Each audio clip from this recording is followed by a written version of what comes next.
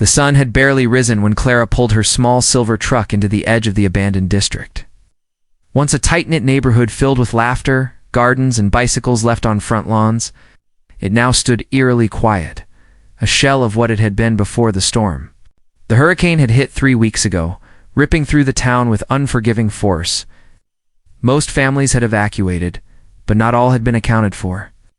Buildings collapsed, power lines fell, and in some corners the damage was so severe, no one bothered to return. Clara, a volunteer with a local disaster relief organization, had driven this route before.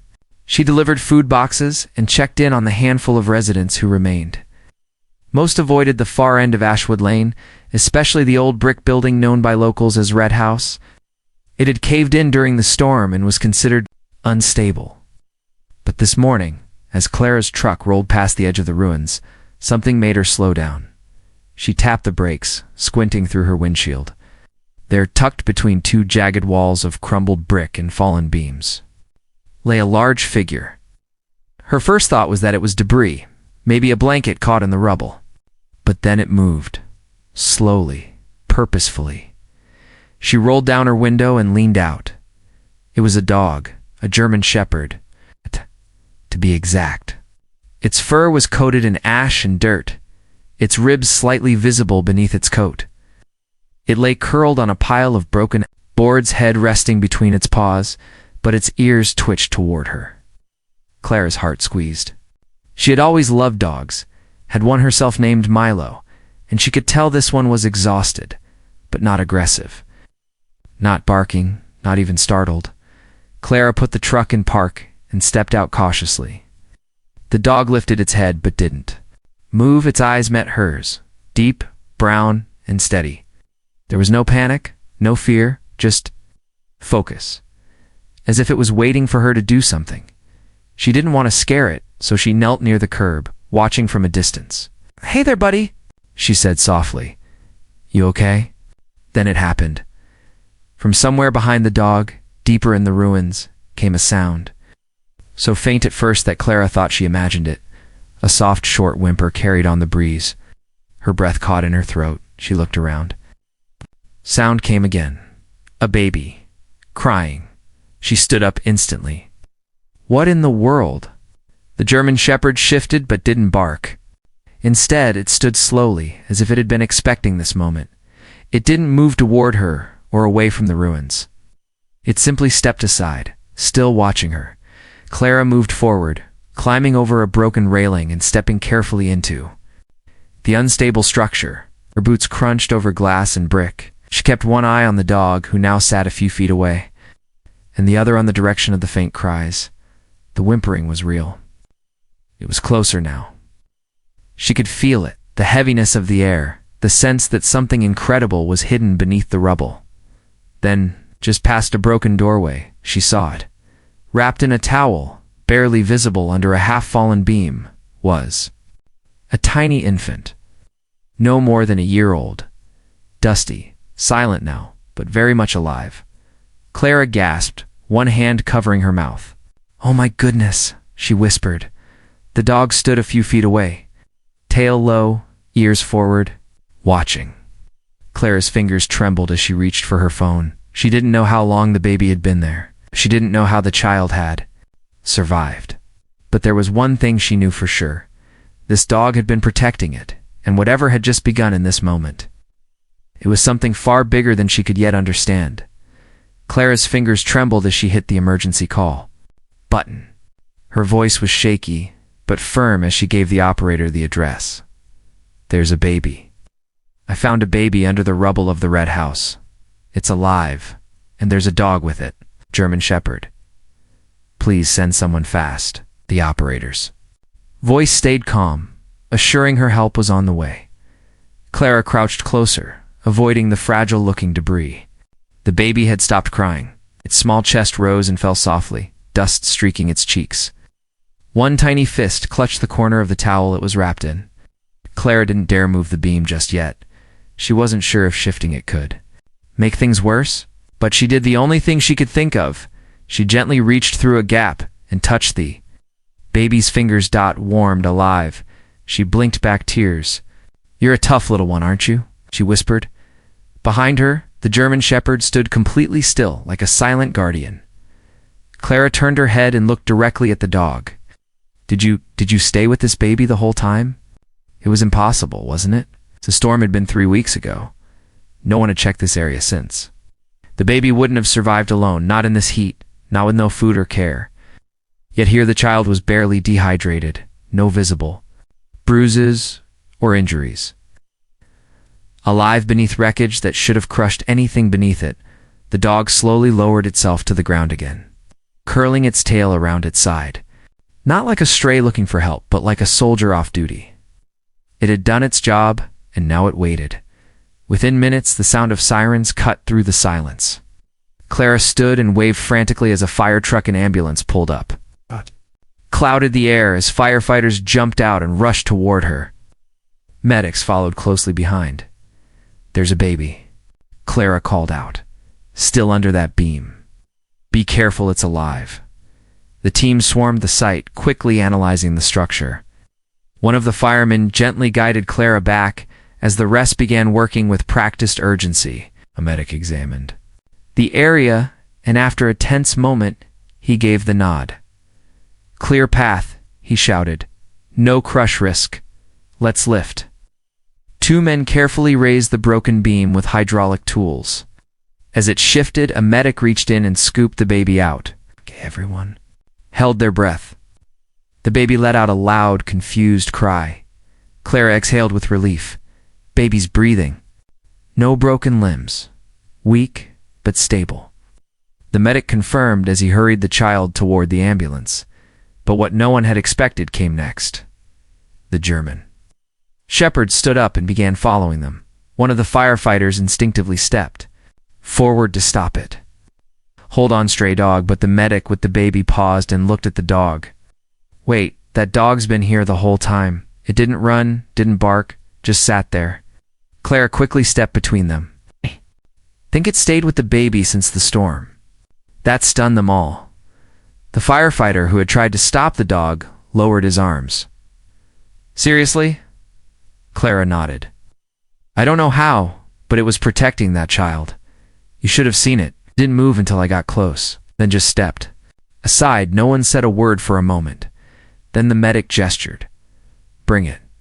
If that dog stayed with the baby through this mess, it deserves to come too. The German Shepherd followed obediently, tail low, not wagging, but calm.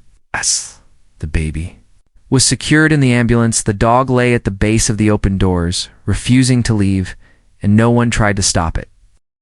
The ambulance doors shut with a gentle thud as medics secured the baby inside. Ow. The child was already responding to care, sucking weakly on a small bottle and gripping the finger of a nurse with surprising strength. The entire crew was still shaken by the discovery.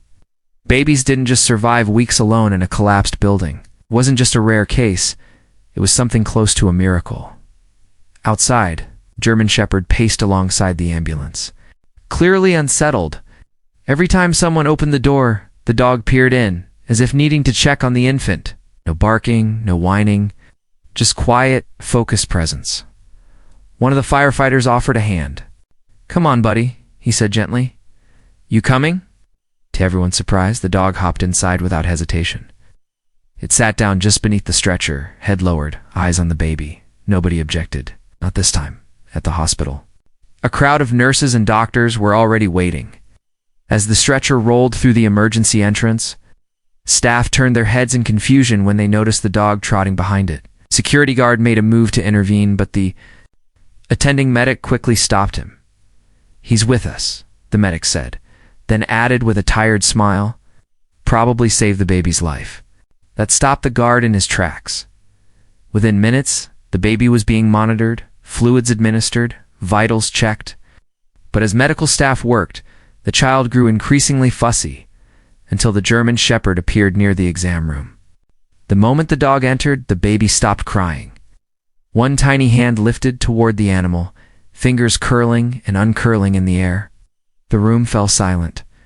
A nurse gently brought the dog closer. The German Shepherd moved slowly as if understanding the fragility of the moment. It pressed its nose softly to the baby's foot and gave it a gentle lick. The baby's face broke into a weak but unmistakable smile. From that moment on, the dog was allowed to stay. They called him Shadow. As hospital staff rotated shifts, more and more of them came to visit the baby in Shadow. It was the talk of the hospital, a real-life story of survival, companionship, and unwavering loyalty. The baby was improving rapidly. Nurses noted the child had no signs of trauma, only mild dehydration.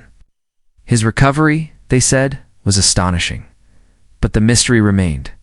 How had the child survived for so long, and how had the dog found him later? That evening, a pediatric specialist visited Clara, who had stayed to give a full report. "You said you found them in the red house, correct?" he asked. Clara nodded. The dog was lying right in front of the baby, like it had been guarding him. "Did you see any food or water nearby?" "None," she said. But the dog didn't look panicked, just tired, like it had been holding watch. The doctor leaned back, amazed. That dog may have saved the baby by keeping him warm at night. It could have brought him bits of food somehow. Dogs are smart and loyal. Clara's voice softened. It wasn't just loyalty, it felt like love. The hospital agreed to temporarily house the dog in a special waiting area near the infants' room. Volunteers brought food, a bed, and even toys. But Shadow showed no interest in any of it. His eyes were always on the child. That night, a nurse caught a moment that would later go viral. She walked in to check vitals and found the baby sound asleep, one hand gripping the German Shepherd's fur through the crib bars. Shadow didn't move. He just sat there, wide awake, watching, protecting, waiting for whatever came next by the second. Day. The baby had become the center of attention at the hospital. Nurses from other departments stopped by just to peek into the pediatric room. But what drew them wasn't just the miracle of the child's survival. It was the unwavering presence of the German Shepherd. Shadow refused to leave the hallway just outside the baby's door. Even when food was brought to him, he would only eat if he could see the child through the glass. A small cushion had been placed against the wall, but Shadow barely used it. His eyes never left the room. It was as if he had made a silent promise. And no one, not even trained professionals, could convince him to rest. The doctors were just as puzzled as they were impressed. The baby, who they had named Little One until an identity could be confirmed, continued to improve far beyond expectations. Cried less, smiled more, and responded quickly to touch and sound. But most notably, he had the strongest reactions whenever Shadow came near. On the morning of the third day, Nurse gently wheeled the baby's crib toward the dog's resting spot just outside the room. The baby reached out instinctively. Fingers curled around Shadow's ear, tugging softly. Shadow didn't flinch. He simply laid his head beside the crib's edge and let the baby explore his fur. A few minutes later, the baby giggled. It was the first time anyone had heard it. Staff couldn't believe it. It was as if Shadow's presence had flipped a switch in the child, igniting comfort, recognition, safety, and perhaps something else, something deeper, something primal. The hospital director, after seeing the footage from a nurse's phone, made an unusual decision. "Let them be together," he said.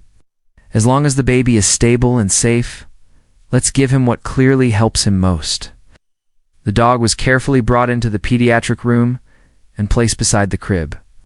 From that moment forward, the two were rarely separated. Word spread beyond the hospital.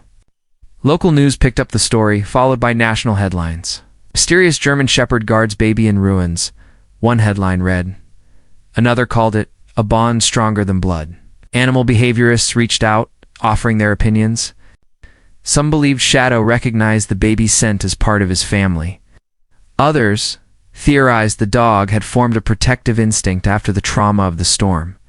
But none could explain how Shadow had kept the baby alive, or why he had stayed. Waiting in the ruins day after day, a reporter who had followed the story came to visit and snapped a now iconic photo.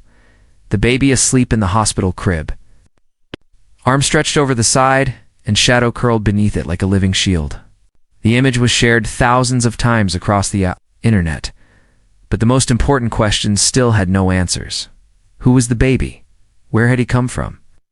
And how had no one reported him missing? Local authorities and social workers dug through every missing persons report filed after the storm. Several families had been displaced, but none matched the baby's age or appearance. It wasn't until a woman named Linda Harrow, clerk at the city office, recognized a detail from the case that things began to change. She called investigators and mentioned a couple who had filed for emergency shelter weeks before the storm. They'd lived near Ashwood Laneright, where the red house had collapsed. The couple had a baby boy named Elias. A search of the couple's last known address led them to a horrifying truth. The house had indeed been the red house, and Shadow. He wasn't just a stray, he was their dog. When the news reached Clara that the baby might be Elias Harrow, her heart sank. She remembered the couple well. Jacob and Emily Harrow had been quiet but kind.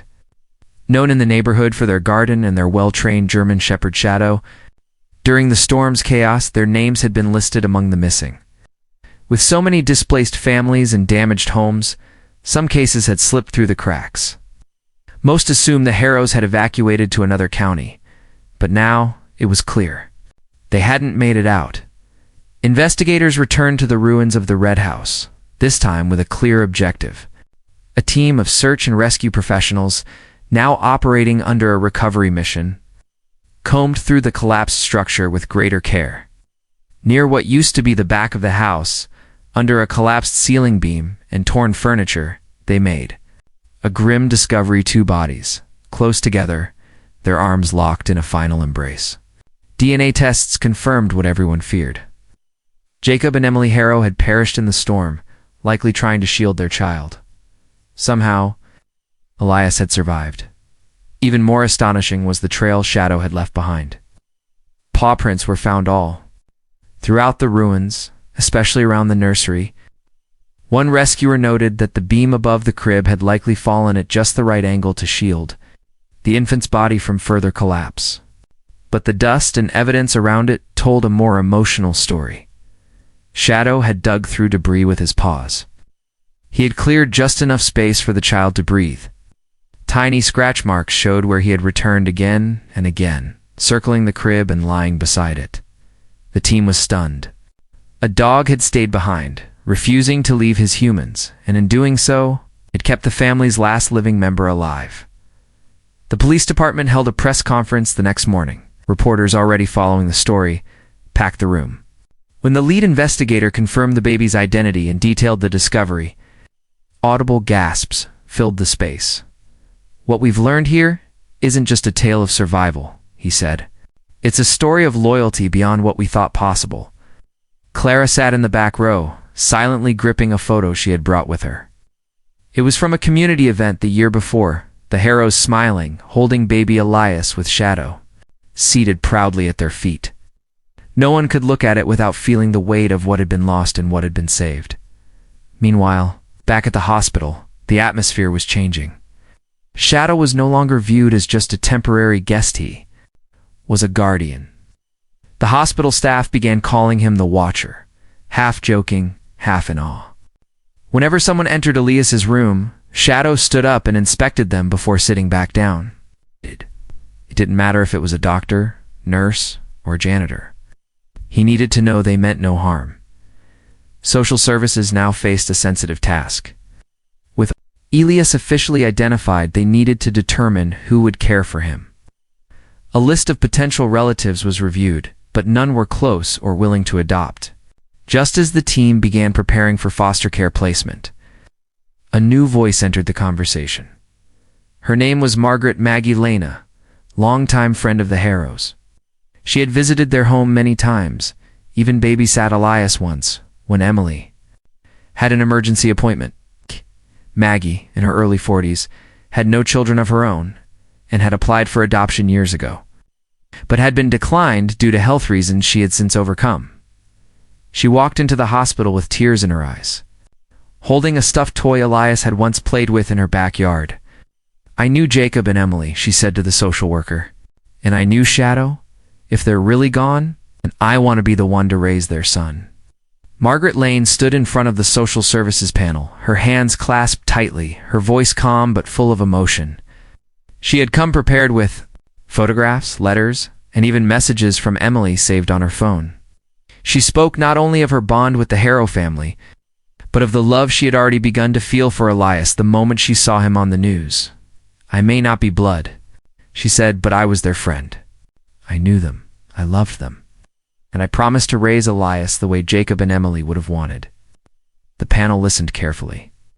Normally, this sort of guardianship request would take months, but this wasn't a normal case. The hospital staff, social workers, and even the investigating officers had written letters supporting Maggie's application.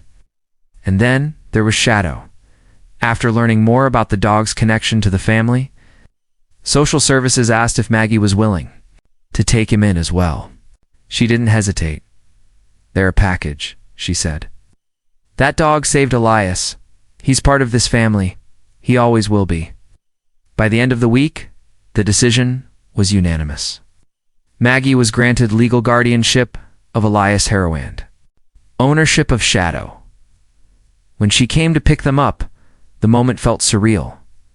Elias had recovered remarkably. His cheeks had filled out, his eyes were brighter, and he now giggled easily whenever Shadow came near. The bond between the two was stronger than ever. Maggie knelt beside the hospital crib and picked up the baby gently, holding him close. "We're going home, sweetheart," she whispered. Shadow stood nearby, tail wagging slowly. When Maggie nodded, he followed without needing a leash. A few days later, the three of them arrived at Maggie's home. She had already prepared a nursery one filled with light, soft blankets, and the familiar toy Elias had once chewed on in her backyard. She placed Elias in the crib, and he instantly looked for Shadow. The dog padded over and curled beside the crib, as if he'd done it 100 times. The transition felt seamless. But the town wasn't done with their story. The mayor, moved by what had happened, organized a small community event to honor Shadow's bravery. It wasn't meant to be flashy, just a heartfelt moment to recognize something extraordinary.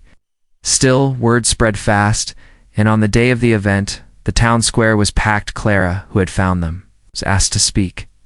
"There's something about this story that reminds us what loyalty looks like," she told the crowd. Shadow didn't just survive. He didn't just stay. He waited day after day for someone to find Elias. That's more than instinct. That's love. Maggie stepped up next, holding Elias in her arms.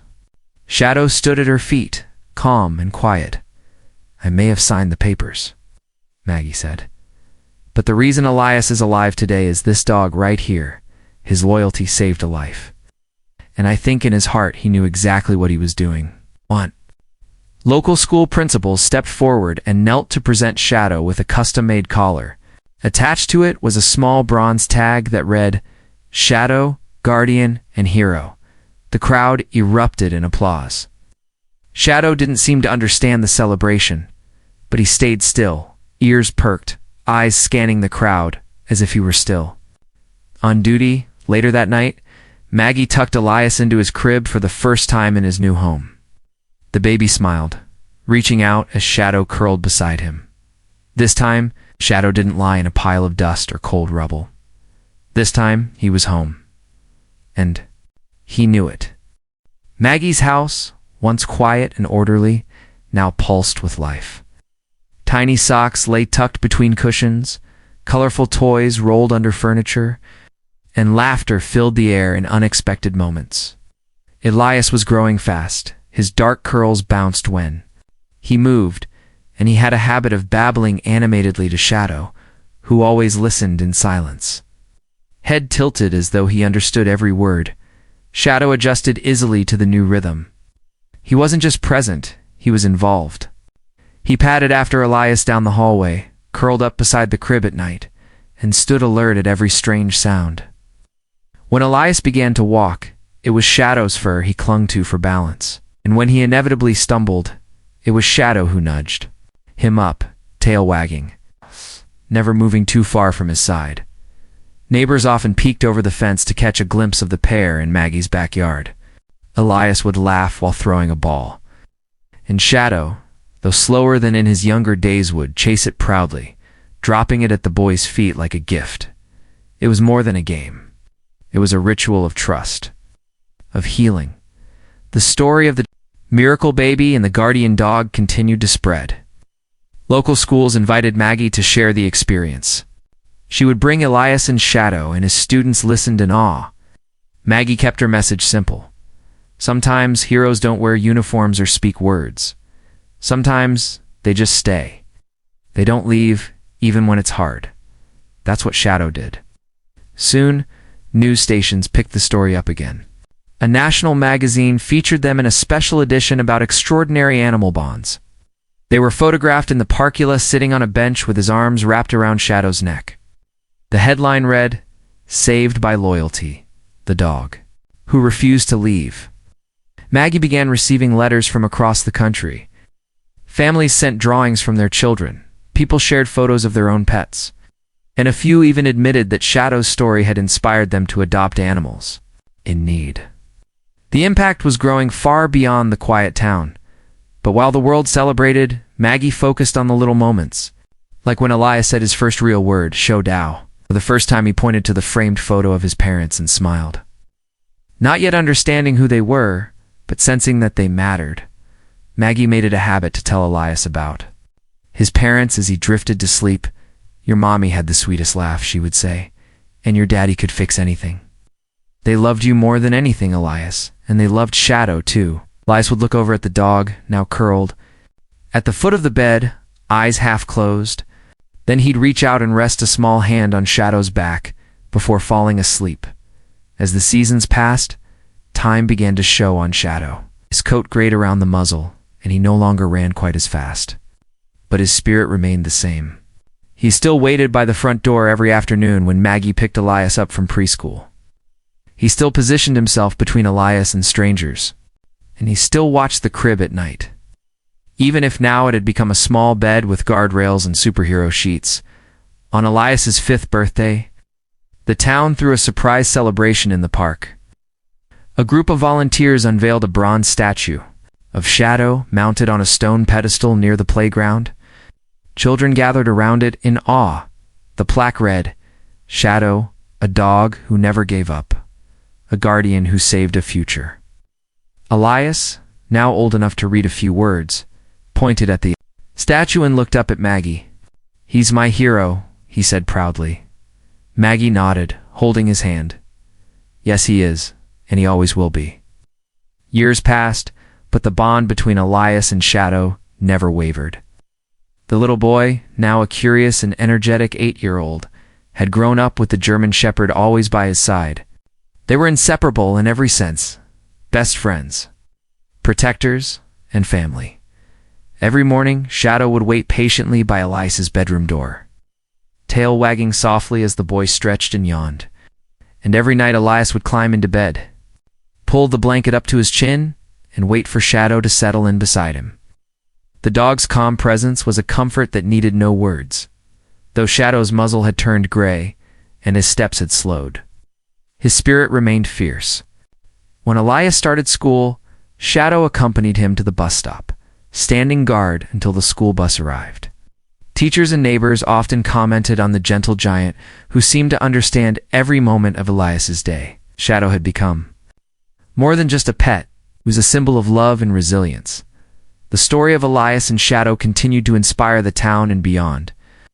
Maggie often spoke at schools and community events, sharing their journey. She emphasized how the quiet loyalty of a dog had literally saved a life, reminding everyone of the extraordinary power of kindness and faithfulness. One chilly autumn afternoon, Elias and Shadow were playing in the park near the statue dedicated to the dog's bravery. Elias was laughing as he threw a stick, and Shadow, despite his age, still leaped eagerly to catch it. Nearby, a group of children listened to Maggie's story once again, eyes wide with wonder, as the sun began to set. Elias wandered toward the statue, touching the bronze paw gently. "Thank you, Shadow," he whispered, his voice barely audible. The dog patted over and nuzzled his hand, their eyes meeting in a quiet exchange that needed no explanation. That night, as Maggie tucked Elias into bed, She noticed Shadow lying quietly beside the crib, watching over him as always. She smiled softly, brushing a stray curl from Elias's forehead. "You know," she said, "I think Shadow has been your guardian since before you were even born." Elias looked up sleepily, eyes shining. "He's my hero." "Yes, Maggie." "Agreed, and he always will be." The years that followed were filled with milestones, first words, first steps, first days of school, but through it all, Shadow was there. He comforted Elias during thunderstorms, protected him from falls, and even seemed to understand the unspoken fears of a child who had survived so much. When Shadow's health began to decline, Maggie made sure his days were filled with love and comfort. Ananarians helped keep him comfortable, and Elias stayed close, often whispering stories to the dog about his adventures. One quiet evening, as the stars began to twinkle outside, Shadow lay peacefully in his favorite spot by Elias's bed. The boy was asleep, clutching a well-worn toy. Shadow's breathing slowed, and with a soft sigh, he slipped away, surrounded by the family he had saved and loved, though the town mourned the loss of their beloved guardian. They celebrated the life of a dog who had taught them all so much about loyalty, courage, and unconditional love. Elias, now older and wiser, stood beside the statue one last time, placing fresh flowers at its base. "Thank you, Shadow," he said, voice steady, "for saving me, for loving me." The story of the German Shepherd who refused to leave the ruins would live on forever in the hearts of everyone who knew it, and in the bond between a boy and his dog that nothing could ever break.